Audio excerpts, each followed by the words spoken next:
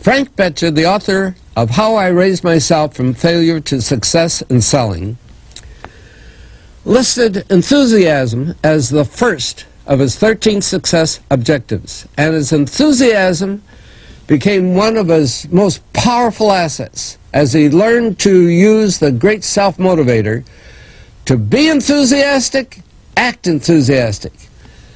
As the eminent teacher and psychologist William James has so conclusively proved, the emotions are not immediately subject to reason, but they are always immediately subject to action. We can achieve nothing important until we have enthusiasm. Now, Dr. Hill will explain how you can develop a feeling of enthusiasm for all that you do. Our 8th visit brings us to the subject of enthusiasm, which may be likened to steam in a boiler, which, when it is controlled and turned on, starts the wheels of machinery into action. Someone has said that knowledge is power. That is only a half-truth, for knowledge becomes power only when it is put into action for the attainment of a definite objective. Enthusiasm is one of the more powerful means by which we may put into action our education, experience, and knowledge. Spoken words without enthusiasm are often ineffective, and sometimes they can be actually boresome, as you of course know if you have noticed the effect a speaker without enthusiasm has on his listeners. I have known lecturers to hold audiences spellbound for 2 hours, yet when members of the audience were asked to tell what the speaker had said, they could not remember. But what they did remember was that the speaker got their attention and held it.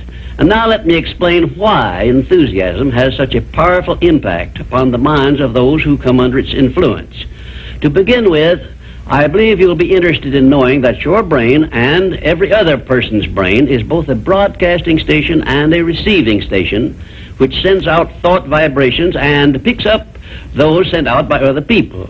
When you turn on your enthusiasm, you step up the vibrations of thoughts which go out from your brain so that they reach and affect other people more quickly. As a matter of fact, you can send out thoughts which have been so stepped up with silent enthusiasm that they will reach and influence other people to whom you direct your thoughts. This is a fact which has been known to psychologists for ages, and it is also known to most master salesmen who use this method to condition the minds of their prospective buyers before they ever talk with them. You must have observed that enthusiasm is very contagious, that it engages the attention of those who come under its influence and causes them to respond in a similar spirit of enthusiasm. I once heard Andrew Carnegie say that if you turned loose one man who thought in terms of intense enthusiasm in an industrial plant employing thousands of people, this man's enthusiasm would very quickly reach and influence every person in the plant. And he said that it made not the slightest difference whether the enthusiasm was negative or positive, constructive or destructive. Then Mr. Carnegie went on to explain that in his selection of employees for promotion to bigger jobs, the first thing he looked for was a man's capacity to express himself in terms of intense enthusiasm. He said that enthusiasm is one of the most important traits necessary for leadership. The most successful lawyers are not necessarily those who know most about the legal profession, but they are those who know how to influence courts and juries with their belief in their cases and have a great capacity for expressing themselves with enthusiasm. When you are introduced to another person, you have a marvelous opportunity to sell yourself favorably to that person by the extent of the enthusiasm you express in accepting the introduction. When you shake hands with another person, you have also a fine opportunity to make a favorable impression by the warmth of enthusiasm you put into that handshake. If there is anything which leaves me flat and unfavorably impressed when I'm introduced, it's an extended hand which feels like a piece of cold ham and acknowledges the introduction with a cold, canned, pleased to meet you, with no signs of enthusiasm back of it. Now, right here, let me give you a brief course in salesmanship, which may be of value to you the remainder of your life. When you meet anyone on whom you wish to make a favorable impression, when it is a stranger you have not previously met or someone with whom you are already acquainted, do these things. 1, Turn on your enthusiasm and so modulate your voice with it that you definitely make the other person feel you are happy to communicate with him. 2, when you shake his hand, take a firm grip on it and give it a quick, firm squeeze at the end of each word you express in your greetings. For example, say, "How do you do? I am so very glad to meet you." Do not crush the hand, however, as I have known some people to do. 3, then, if you begin the conversation, be sure that you direct it to some subject of interest to the other person. And 4, follow through by eagerly asking questions which will keep attention focused upon the other person. Then, when you are ready to have the other person hear what you have to say about yourself or your interest or your business, he will have been prepared to listen attentively. I've often told my students of salesmanship that the best possible way for one to sell himself to others is to first sell the others to themselves. That counsel was sound when I began training salesmen over 30 years ago, and it is still sound. When I was a youngster in school, I discovered that the teachers from whom I learned most were those who expressed the greatest enthusiasm in their teaching. And I have heard an experienced doctor say that the enthusiasm he carries into the sick room with him has more to do with helping to bring about a cure than all the medicine he can prescribe. Enthusiasm is an expression of a positive mental attitude, and it has long been known to doctors that a positive mental attitude stands high on the list of influences which give one sound health. I have heard it said, for example, that only one thing causes stomach ulcers, and that is worry or a negative mental attitude. And only one thing can cure stomach ulcers, and that is a positive mental attitude. It seems that disease germs cannot live and thrive in the bloodstream of one whose mind is always positive.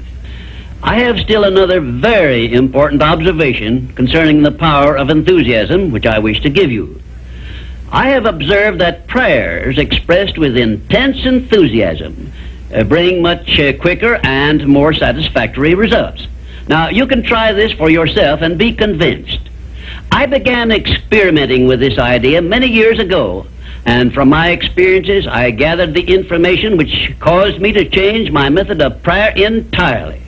I now use the prayer I recommended to you on previous visits with the gratifying results that I get quicker and more favorable action from my prayers than I did when I expressed them in a spirit which lacked enthusiasm. I suggest that a very practical way to begin learning to express yourself with enthusiasm will be to follow the habit of reading aloud for 10 minutes daily, putting all the enthusiasm at your command into your reading. You will be surprised in a short while at how much this will help you in speaking with enthusiasm in your ordinary conversations. I would suggest also that you adopt the habit of practicing enthusiasm in your conversations with your family and your business associates. Incidentally, this habit will make you more popular with those who are close to you. You can enjoy the benefits of enthusiasm if you are interested enough to develop a technique by which to acquire this habit, so you will follow it in a natural, unaffected tone of voice. If you follow my suggestion that you read for 10 minutes daily as a means of acquiring the habit of enthusiasm, I recommend that you write down a list of 10 subjects, things, or circumstances in which you have the keenest interest, and use this list for your practice purposes. You will have no difficulty in reading in a tone of enthusiasm in connection with the things that you like best. And finally, if you have not already picked up some useful ideas as to how the habit of enthusiasm can be developed, or what causes one to be enthusiastic, let me give you an example which may provide you with an interesting cue. You perhaps remember when you were courting the person of your choice, or being courted, as the case may be, you needed no one to tell you how or why to be enthusiastic. Of course not, because the motive of love or affection took care of this without effort on your part. Just remember that enthusiasm is always easily expressed when one is inspired by a burning desire for something or any motive associated with one's closest interests. Where there is no motive, there is apt to be no enthusiasm. Remember also that the three basic motives which it has been said practically rule the world are: 1, the emotion of love; 2, the emotion of sex; 3, the desire for financial gain. A combination of all three of these motives, it has been claimed, can convert a mediocre person into a genius, and I leave the thought with you for consideration.